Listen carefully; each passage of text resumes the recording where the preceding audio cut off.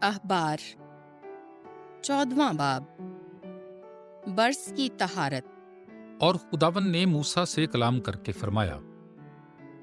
कि मबरूस के लिए उसकी तहारत के दिन की ये शरीयत है,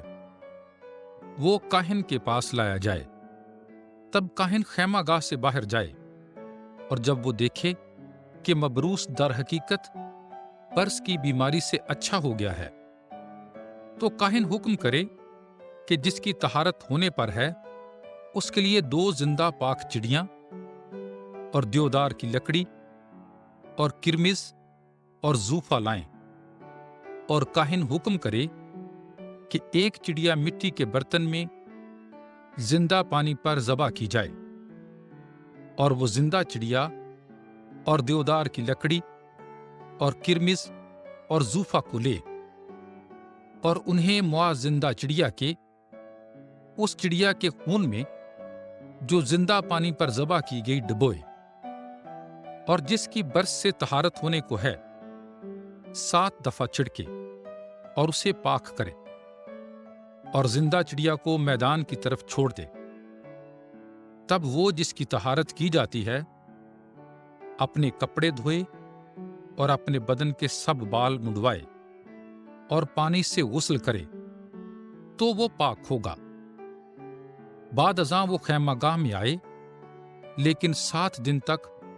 अपने खैमे से बाहर रहे, और 7वें रोज अपने सर के सब बाल और अपनी दाढ़ी और भवें और अपने सारे बदन के बाल मुंडवाए और अपने कपड़े धोए और अपना बदन भी पानी से धोए, तो वो पाक हो जाएगा। और 8वें दिन वो 2 बेऐब नर बर्रे और 1 मादा बर्रा यकसाला बेऐब और नजर की कुर्बानी के लिए एफा के 3/10 हिस्से मैदा तेल में मला हुआ और 1 पैमाना तेल लाए। और पाक करने वाला काहिन उस शख्स को जिसकी तहारत की जाती है खुदावंद के सामने हजूरी के खैमे के दरवाजे के पास हाजिर करे, और काहिन 1 नर बर्रा तकसीर की कुर्बानी के लिए माँ तेल के पैमाने के चढ़ाए, और उन्हें हिलाने की कुर्बानी के लिए खुदावंद के सामने हिलाए। और उस बर्रे को मुकद्दस मुकाम में जहां के खता की कुर्बानी और सोख्तने कुर्बानी ज़बा की जाती है ज़बा करे, क्योंकि ये तकसीर की कुर्बानी खता की कुर्बानी की तरह काहिन की है, ये नहायत पाक है। तब तकसीर की कुर्बानी के खून में से कुछ ले, और उस शख्स के जिसकी तहारत की जाती है दहने कान की नोक पर और दहने हाथ के अंगूठे पर और दहने पांव के अंगूठे पर लगाए, और काहिन तेल के पैमाने में से कुछ ले और अपने बाएं हाथ की हथेली पर डाले। तब वो उस तेल में जो उसकी बाईं हथेली पर है अपनी दहनी उंगली डुबोए, और उसमें से खुदावंद के आगे 7 दफा अपनी उंगली से छिड़के। तब बाकी तेल को जो उसकी हथेली पर है ले, और उस शख्स के जिसकी तहारत की जाती है दहने कान की नोक पर और उसके दहने हाथ के अंगूठे पर और उसके दहने पांव के अंगूठे पर तकसीर की कुर्बानी के खून पर लगाए। और बाकी तेल जो काहिन की हथेली पर है तहारत किए जाने वाले शख्स के सर पर डाल दे, और खुदावंद के सामने उसका कफारा दे। तब काहिन खता की कुर्बानी चढ़ाए, और उसकी नापाकी के लिए जिसकी तहारत की जाती है कफारा दे। तब सोख्तनी कुर्बानी को ज़बा करे, और काहिन सोख्तनी कुर्बानी और नजर की कुर्बानी मज़बा पर चढ़ाए, और काहिन उसके लिए कफारा दे, तब वो पाक हो जाएगा। और अगर वो गरीब हो اور اتنی توفیق نہ رکھتا ہو تو وہ ایک برہ تکثیر کی قربانی کا ہلانے کے واسطے لائے تاکہ اس کا کفارہ دیا جائے، اور نذر کی قربانی کے لیے ایفا کا 10واں حصہ میدا کا تیل میں ملا ہوا اور 1 پیمانہ تیل اور 2 قمریاں یا کبوتر کے 2 بچے اپنے مقدور کے موافق لے، ایک ان میں سے قطع کی قربانی کے لیے اور دوسرا سوختنی قربانی کے لیے۔ انہیں اپنی طہارت کے 8ویں روز کاہن کے پاس حضوری کے خیمے کے دروازے پر خداوند کے سامنے لائے۔ تب کاہن تکثیر کی قربانی کا برہ اور پیمانہ تیل کا لے، اور کاہن ان دونوں کو ہلانے کی قربانی کے لیے خداوند کے سامنے ہلائے۔ پھر وہ تکثیر کی قربانی کے برے کو ذبح کرے اور اس کے خون میں سے لے کر اس شخص کے جس کی طہارت کی جاتی ہے دہنے کان کی نوک پر اور دہنے ہاتھ کے انگوٹھے پر اور دہنے پاؤں کے انگوٹھے پر لگائے، اور کاہن اس تیل میں سے کچھ اپنی بائیں ہتھیلی پر ڈالے، اور اس تیل میں سے جو اس کی بائیں ہتھیلی پر ہے وہ اپنی دہنی انگلی سے 7 دفعہ خداوند کے سامنے چھڑکے، اور اس تیل میں سے جو اس کی ہتھیلی پر باقی ہے طہارت کیے جانے والے شخص کے داہنے کان کی نوک پر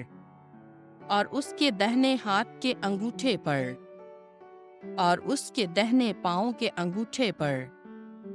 تکثیر کی قربانی کے خون پر لگائے، اور باقی تیل جو کاہن کی ہتھیلی میں ہے طہارت کیے جانے والے شخص کے سر پر ڈالے، تاکہ اس کے لیے خداوند کے سامنے کفارہ دے۔ تب وہ قمریوں میں سے ایک یا کبوتر کے بچوں میں سے ایک جس کا اسے مقدور ہو گزرانے، وہی جس کا اسے مقدور ہوا ہو، نذر کی قربانی سمیت ایک خطا کی قربانی کے لیے اور دوسرا سوختنی قربانی کے لیے ہوگا، اور کاہن طہارت کیے جانے والے شخص کا خداوند کے سامنے کفارہ دے۔ یہ شریعت اس کے لیے ہے جسے برص کی بیماری ہو اور جسے طہارت کے لوازمات کا مقدور نہیں۔ اور خداوند نے موسیٰ اور ہارون سے کلام کر کے فرمایا، جب تم کنعان کے ملک میں جو میں تمہیں ملکیت کے لیے دوں گا داخل ہو، اور میں تمہاری ملکیت کے کسی گھر پر برص کی بلا لاؤں، تو جس کا گھر ہے وہ کاہن کے پاس آ کر خبر دے اور کہے کہ مجھے ایسا معلوم ہوتا ہے کہ گھر میں کچھ بلا سی ہے۔ تب کاہن حکم کرے کہ اس گھر کو پیشتر اس کے کہ وہ بلا کے ملاحظے کے لیے اس میں داخل ہو خالی کریں، تاکہ سب سامان جو گھر میں ہے ناپاک نہ ہو جائے، اور بعد اس کے وہ گھر کے ملاحظے کے لیے اس میں داخل ہو۔ اور وہ بلا پر نظر کرے۔ اگر گھر کی دیواروں پر اس بلا کے چھوٹے چھوٹے نقطے سبزی یا سرخی مائل دیکھنے میں دیوار پر گہرے معلوم پڑیں تو کاہن گھر کے دروازے سے باہر نکلے اور 7 دن تک اسے کفل لگائے۔ 7ویں دن پھر آئے اور ملاحظہ کرے تو اگر وہ بلا گھر کی دیواروں پر پھیل گئی ہو تب وہ حکم کرے کہ وہ پتھر جن پر وہ بلا ہے نکالے جائیں اور شہر سے باہر ناپاک جگہ میں پھینکے جائیں، اور کہ وہ گھر اندر سے چاروں طرف کھرچا جائے اور کھرچی ہوئی مٹی شہر سے باہر ناپاک جگہ میں پھینکی جائے، اور کہ ان پتھروں کی جگہ دوسرے پتھر لگائے جائیں اور دوسری مٹی لی جائے اور گھر کو لیپا جائے۔ اگر پتھروں کے نکالے جانے اور گھر کے کھرچے جانے اور اس کے لیپے جانے کے بعد پھر وہ بلا گھر میں ظاہر ہو پڑے، تب کاہن اندر جا کر ملاحظہ کرے۔ اگر وہ بلا گھر میں پھیل گئی ہو تو یہ گھر میں خراب برس ہے اور وہ ناپاک ہے، تب وہ گھر کو اس کے پتھروں اور لکڑیوں اور سب کو گروا دے اور انہیں شہر سے باہر ناپاک جگہ میں پھینکوا دے۔ اور جو کوئی اس گھر میں اس کے قفل لگائے جانے کے دنوں میں داخل ہوا وہ شام تک ناپاک رہے۔ اور جو کوئی اس گھر میں سویا وہ اپنے کپڑے دھوئے، اور جس کسی نے اس کے اندر کچھ کھایا وہ اپنے کپڑے دھوئے۔ اور اگر کاہن نے داخل ہو کر دیکھا کہ اس گھر کے لیپے جانے کے بعد وہ بلا نہیں پھیلی تو وہ اسے پاک قرار دے، کیونکہ وہ بلا دور ہو گئی۔ تب وہ اس گھر کی طہارت کے لیے 2 چڑیاں اور دیودار کی لکڑی اور کرمز اور زوفا لے، اور ایک چڑیا کو مٹی کے برتن میں زندہ پانی پر ذبح کرے، اور دیودار کی لکڑی اور زوفا اور کرمز اور زندہ چڑیا کو لے کر ذبح کی ہوئی چڑیا کے خون میں اور زندہ پانی میں ڈبوئے، اور اسے 7 دفعہ گھر پر چھڑکے، اور چڑیا کے خون اور زندہ پانی